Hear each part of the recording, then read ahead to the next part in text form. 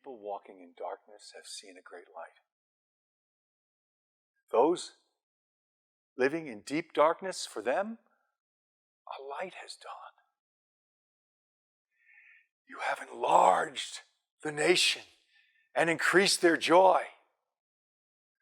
For unto us a child is born, unto us a son is given. The government will be upon his shoulder. He will be called Wonderful Counselor, Mighty God, Everlasting Father, Prince of Peace. Of the increase of his peace and government, there will be no end.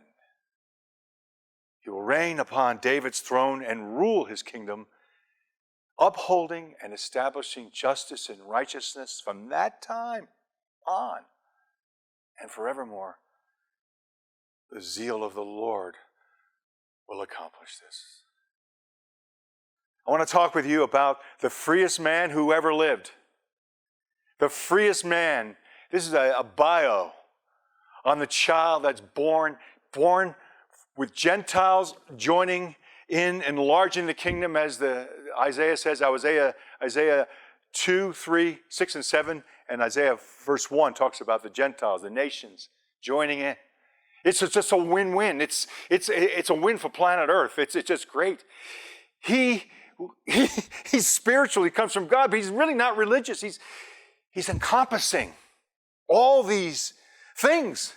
And I believe that's what King Herod saw even when he heard about the child from these 3 Gentile wise men. He heard that he would be the king of Israel. What about me? What about me? He whispered, didn't let him know. What about me? What? And of course he goes to kill this free king. And he kills all the children 2 years and under in the whole city of Bethlehem, one of the great tragedies of all time.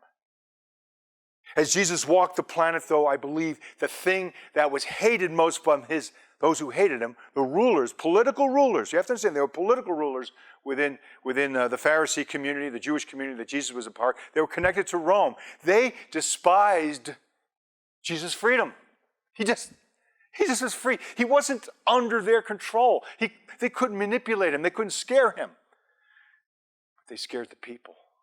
You see, the Pharisees knew that the people loved Jesus, but they also knew they could oppress them. Of course, they did. When he came into Jerusalem on what we call Palm Sunday, they celebrated him. But 5 days later, they owned them. They owned the people again. They oppressed them. The press, their media, whatever it was, they got them to say Jesus Barabbas, not Jesus Christ. Of course, Jesus went to the cross. Of course, that was God's perfect will. But let me tell you, people who give in to oppression are lost.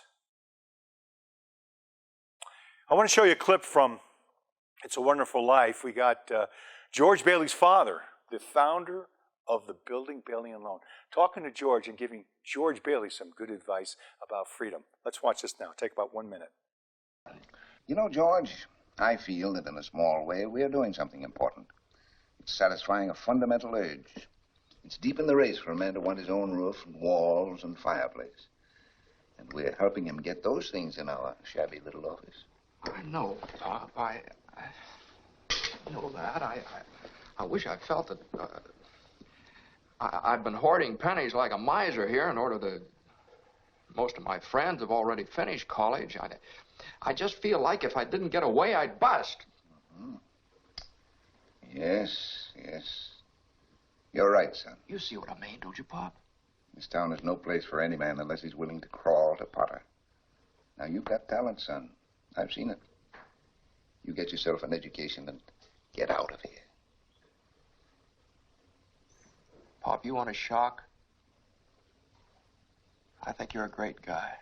So, George would rather be a millionaire than be free. Of course, George would learn the hard way. He would learn the hard way what it means to be free, because George in his heart wanted to be free, but in his habit, he was under the oppression of Potter. He would never agree with Potter, but he was under his oppression. He was angry. He hated his life. He was jealous of his friends who got out of Bedford Falls. But George is absolutely miserable He put himself under a religious system of materialism that he didn't believe in, but he put himself under that. You see, we got a whole new characterization of religion. It isn't Jesus. It never was him. He rules the world. But we have limited people, government leaders, government overreach, the New World Order. I'll give you an example of religion.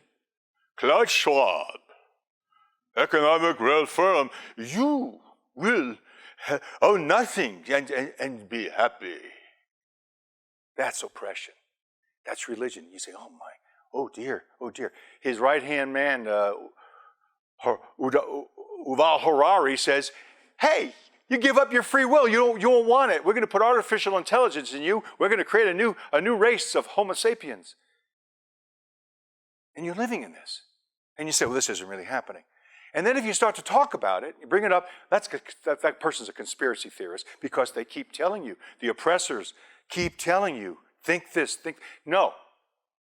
Let's say I'm wrong about everything I've said. I haven't said much. Let's say I'm wrong. I still have freedom of speech. And so do you. But the people who speak about what is really or what's happening from the oppressors to the oppressed, we're the conspiracy theorists. That is where you've got to draw the line. That's what I'm fighting for. Your right to not be oppressed, and mine too. We have to learn this. Do you know that 50 days after that Passover, when Israel, if you will, and the people of God, if you will, Jesus was emerging a people of God. He was creating a people of God. But 50 days after that, they cried out for Jesus. From Passover to Pentecost, 50 days. They cried out, Jesus forgave them, and they loved their freedom, and they spread that freedom. That was the greatest freedom movement in the history of mankind. Began that Pentecost when 3,000 people were saved and baptized, and it went out a movement of deplorable people who absolutely would say, we must obey God rather than men. They weren't being lawless. They were being lawful. They were being good for all humanity because that's what the Messiah does. His kingdom will never end. His peace will never end. His righteousness and justice is forever, and that includes right now. I want you to see one more clip from It's a Wonderful Life where the people of Bedford Falls see George in big trouble. They're actually going to back George for the first time because Potter is out to destroy George and create Pottersville that very day, that very Christmas, by the way. And he's after them, and this is what they did. I want you to see this clip. Thank you.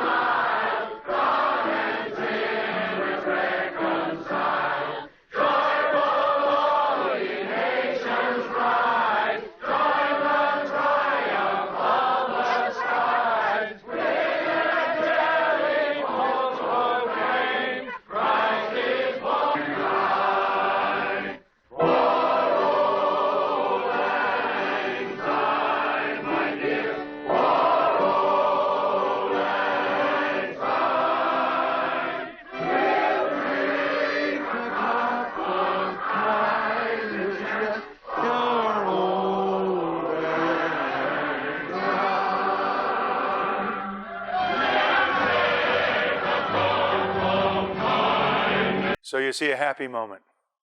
It's a free moment. Freedom is not free, and it'll bring you a lot of oppression sometimes, definitely. But it's free, and it's worth it, because what else have you got? What other legacy do you have? Is it in the government that you live in anymore? Is it? Or has it always been from God to the people? And even in oppressive times, like the Bible clearly says, there's going to be a time of a world takeover. The end is near. The end is here. But freedom is just beginning. Don't work for God. That will make you miserable and passive, and you don't know who to follow. Work from God. And you'll love God, you'll love everybody, you'll love your oppressors, and that is the redemptive message that makes people free. That's to the Jew, the Gentile, that's Jesus freeing people up. And that's what this is all about. The freest man who ever lived is living to you, through you, if you want him, and he's living today. and tomorrow and forever. I'm Dennis Cole. Thank you for watching Narrowgate News. God bless you.